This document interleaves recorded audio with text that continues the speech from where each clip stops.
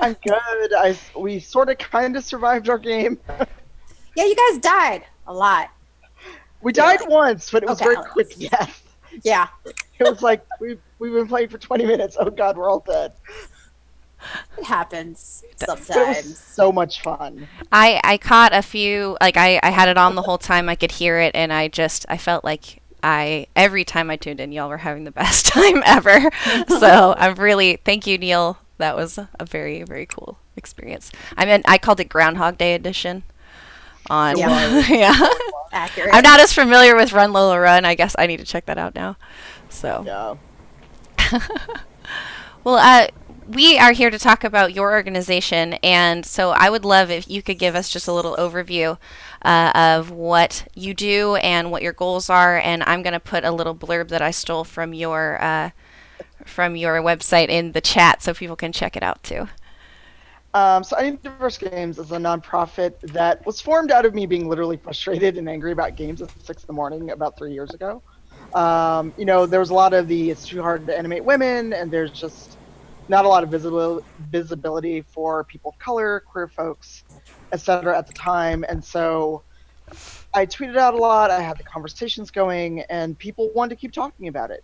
So from a hashtag to a community on Tumblr, a blog, a podcast as well, Fresh Out of Tokens, to now a nonprofit organization that gets people into conventions and conferences.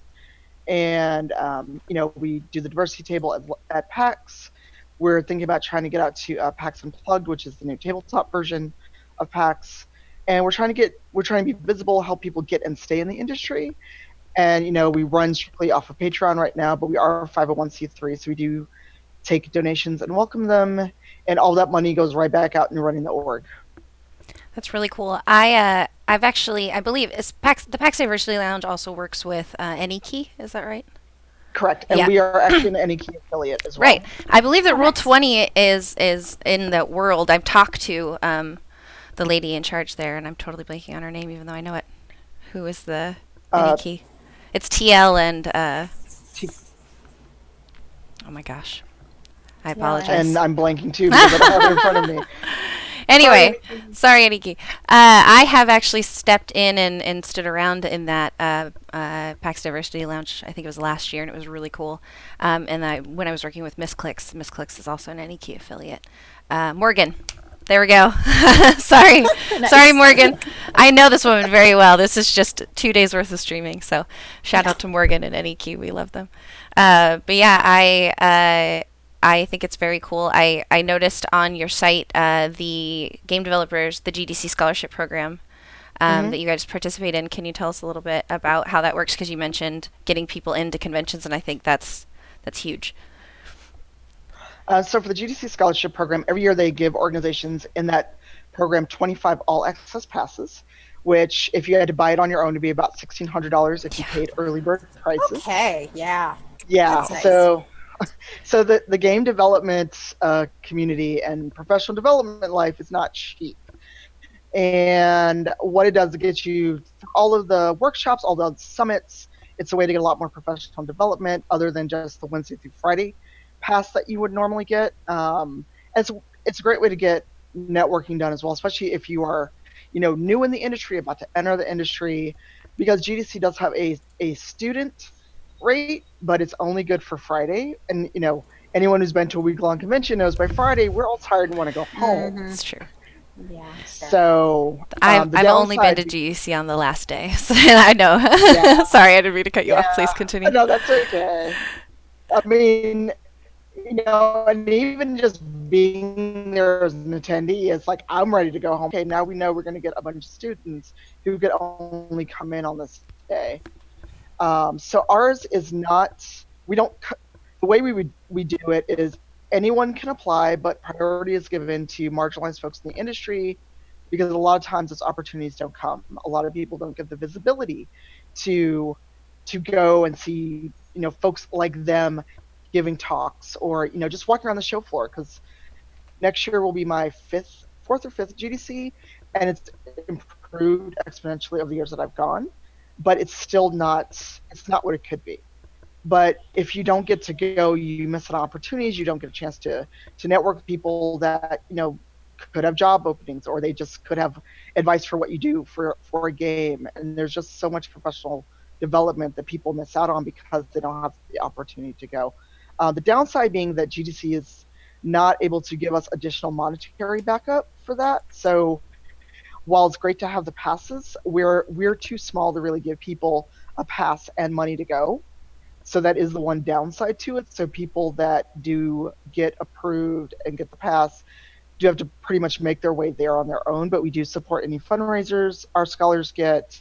When we can, we do try to give something.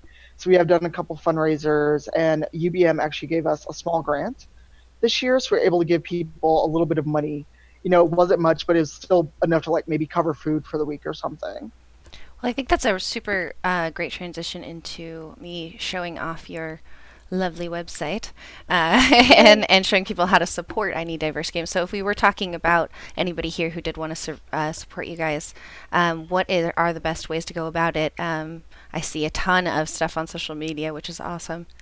Yeah. Let's see. The best ways, honestly, even $1 a month on Patreon helps because if a bunch of people do $1 a month, it adds up. We're under $1,000 a month right now. But if someone doesn't want to commit to a monthly subscription on Patreon, or just doesn't want to do that or have the means, a one-time donation would be great. We are a 501c3 nonprofit. If you see us at PAX or something, we can always take donations on site. If you have games you want to give away, we can do streams to do stuff like that where we take donations. If you have time or energy or have skills that we could use and we could barter for that, that would be appreciated as well.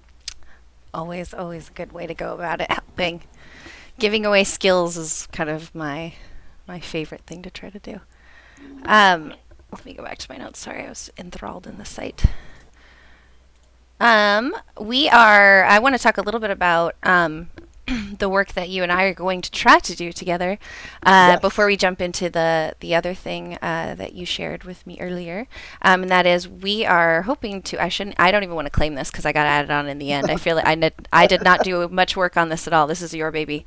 But Tanya submitted a panel for Pax Dev and Pax Prime, right? Is that right? Correct. Yeah. Please tell our audience about what that is.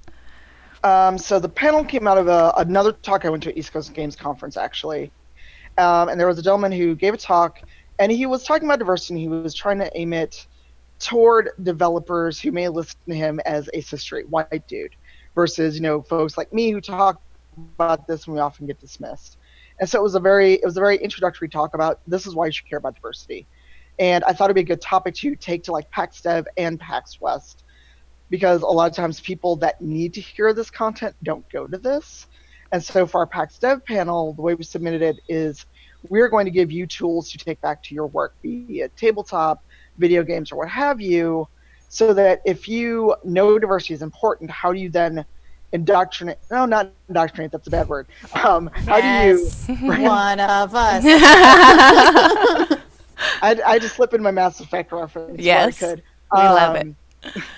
So, how to bring that to your studio culture, how to bring that to your project or anything that you're doing.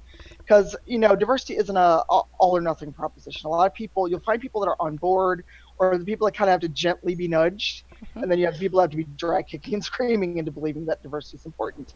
So we're going to frame the PAX Dev as in, here are tools for you. You should come to this already understanding that diversity is important. It will bring you money to be mercenary about it, but also because it's the right thing to do. The flip side of that is a very 101, and I called it, yes, you still need this 101 panel for PAX, for diversity, for PAX West, for more of a general audience. Very cool. And we are not approved yet, but I think that is the nature of it, and I think we'll get approved. I'm excited. The other thing that we have here is your call for submissions on your site, and I'm going to throw it to the site really quick and then just let you talk about it because this is a beautiful website. So go ahead. Thank you. So for those that may have seen, Jennifer Hepler did a book last year called Women in Game Development, Breaking the Class Level Cap. And that focused on stories of women in the industry, from all levels of junior folks to very senior folks like Brenda Romero, and talking about their stories of being in the industry and personal essays and, just being very candid and very blunt.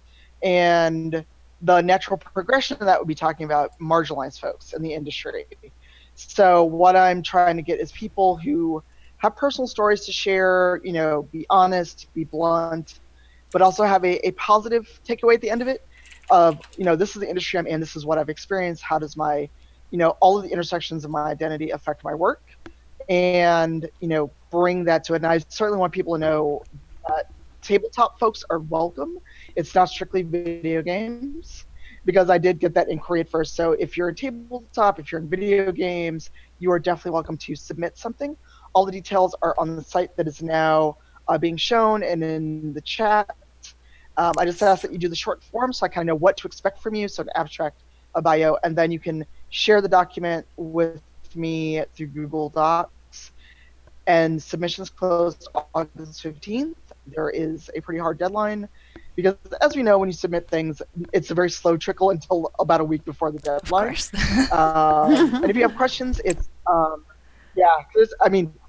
anyone who's like done any kind of project, oh wait, it's due in like 48 hours. Maybe I should do that right now.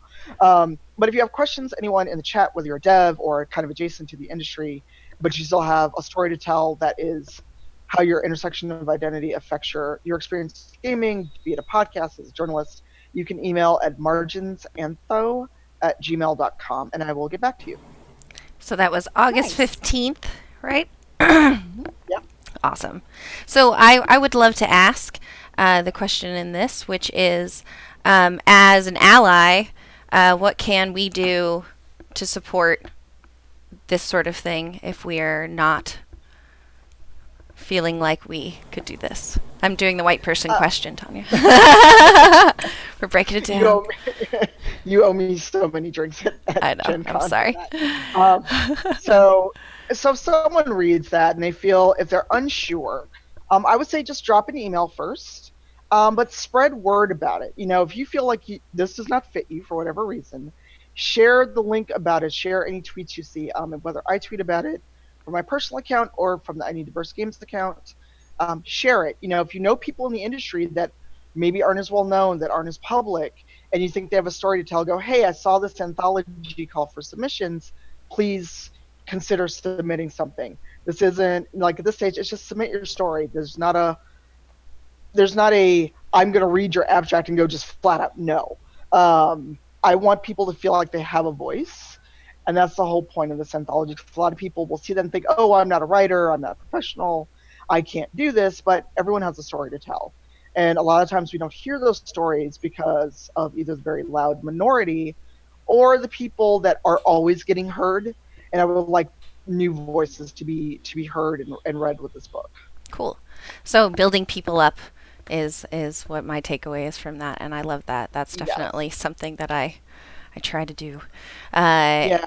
And I appreciate you taking that from me. Sorry, I worded it so weirdly. I get awkward. That's okay. And then one other quick thing Please. before we have to go. Oh, we're good. We've got 5 more minutes. I was going to let you do your last minutes, so take it away.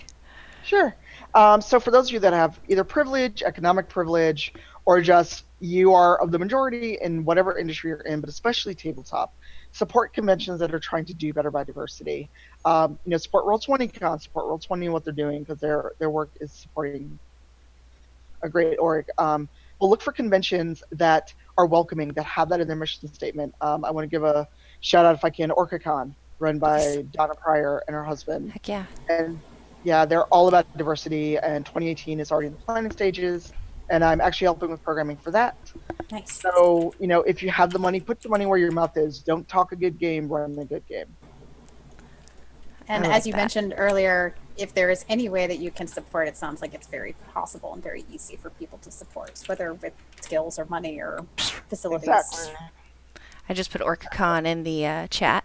That's actually very close to both Suzanne and I, so we'll have to make our way over there. One more convention. Yay! Yeah. It's going on my list.